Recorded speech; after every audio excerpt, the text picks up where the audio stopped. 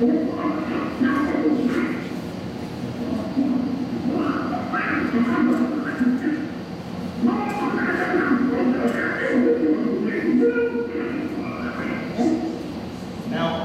this is not human. Does anybody here have an argument with that statement? This is not human. And by the way, it has been tested. I'm not a linguistic scientist where we use spectrograms and things like this. I'm a language linguist. But it was submitted to a scientific sound specialist, Dr. Curlin, from the University of Wyoming, who put through all the tests. This was back in the 70s, 80s. And he proved that these sounds were coming from registers the human voice cannot reach, both below and above the human voice register. So we know that it's not human. But even not having known that, as a linguist, there's no one that I know, except for maybe my supervisor in the Navy, that has spent as many hours listening to the human voice on tape.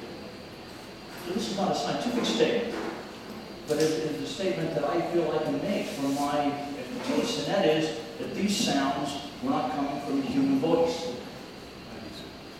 the human vocal tract. That was one of my first impressions. Two other impressions I immediately had was, it is a language. First off, it's not human, but there's a language there. And that's before I slowed it down. And I probably would not have recognized it except for the fact that I did so much of it in the Navy. I heard the human voice speed up and slowed down. I don't know how many hours I spent analyzing those recordings. Otherwise, I don't think it would have sounded to me just like it sounded to my son. A couple of apes fighting. Could they have taken a couple of chimpanzees up on that mountain and forced them to fight? Maybe. What would be the purpose of that? But those two chimps fighting would not have been using language. My third conclusion that I drew almost immediately was that these sounds could not have been faked. They could not have been hoaxed. I'm going to let this play a little bit longer, and then I'm going to show you some of the cognitive.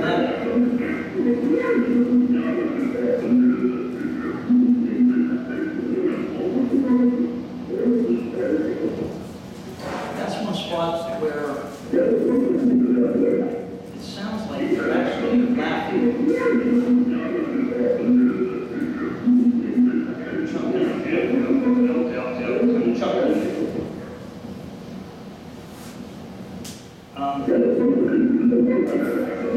I've heard several reports, numerous reports really, where the person will say, I heard them laughing at me. How many of you have heard that before, that they've heard laughing coming from the forest? Yeah.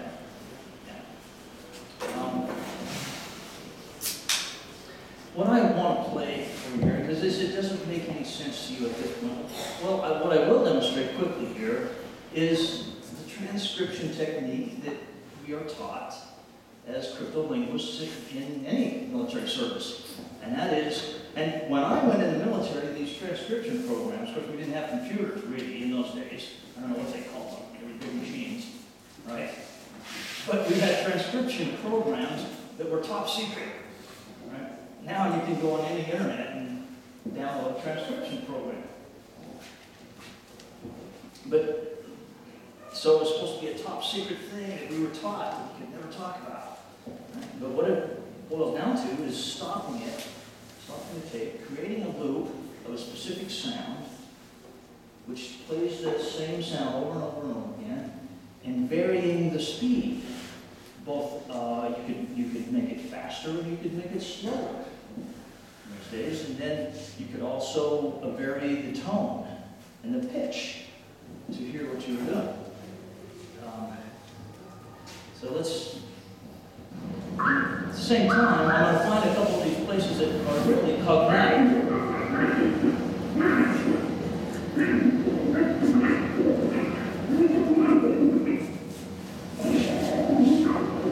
Now, what is he saying here?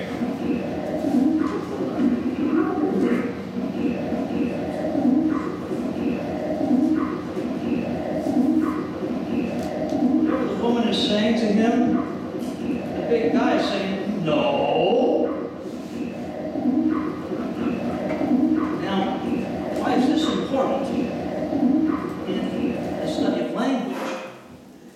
Is that this is something animals cannot do. Okay, a dog can say, and it's just a regular example, a dog can go, wow, wow, wow, wow, wow, wow, wow, wow, wow, whatever. But he cannot go, not bow wow. No animal can. This is called negation, and it's one of the primary, most important characteristics of a language.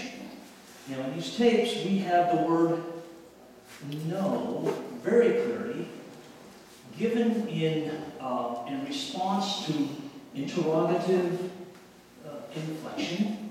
What's interrogative inflection? It means someone's asking a question. The inflection, just like in our human languages, sounds exactly like what we have here, right? No. No. Or sometimes yeah. Sometimes I. That is right, is a cognate for yes, I, as well as a cognate for me, I and me. And the important thing about what we have on the tapes here is that the frequency count of these morphemes fairly closely parallels the frequency counts of those same words in English. In other words, the word no in English is one of the most frequently spoken words that we use. That might say something bad for our culture, right? No, we say no way more often than we say yes. But it's the same here. Okay?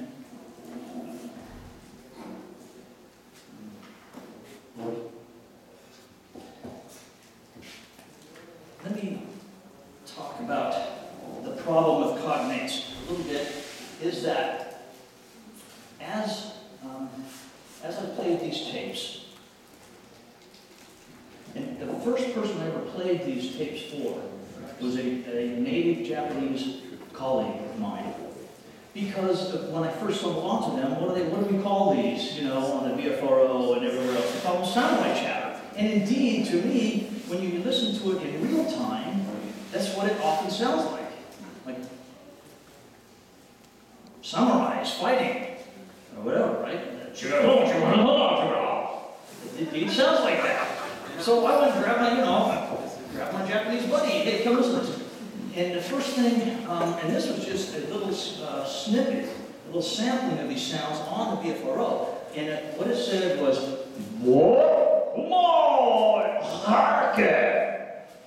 you listen to that, and he says, oh my God, that's... I didn't say anything. He says, I just got something for you to listen to, Jerry. He says, oh my God, that sounds like Japanese. And I said, yeah, what, can you tell what they're saying? He says, it sounds like kumai is very close to, and the way he's saying it is very close to the word, the ancient, archaic word for be careful, or danger. Kumai, kumai. He says, it said it exactly like an old Japanese person from 100 years ago would say it. And then we listened to the rest of it, most of, what I could get a hold of it, and he says, yes, it sounds very Asian to him, but he can't understand a single word. Then I played it for Native American linguists.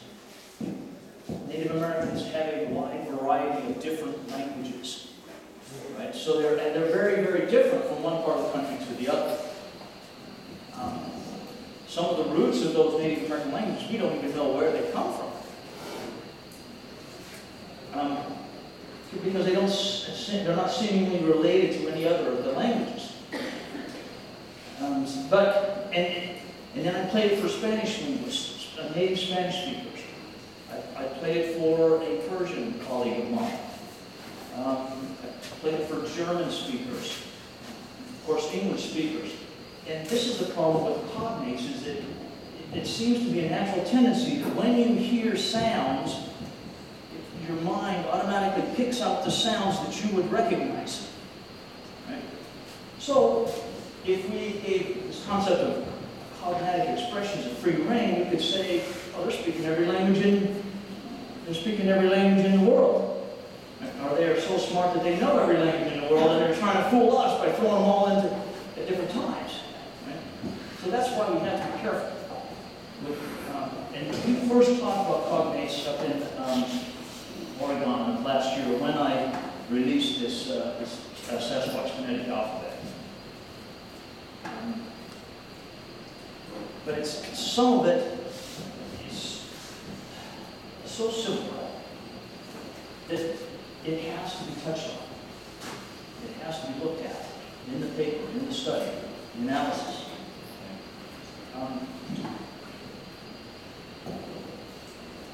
One of the most important, let me ask you, what is one of the most important words in any language?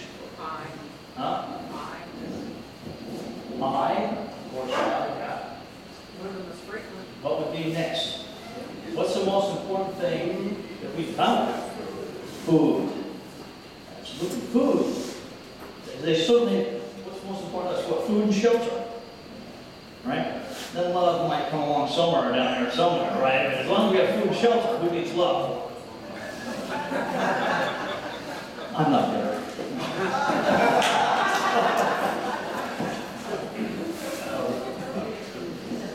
Anyway,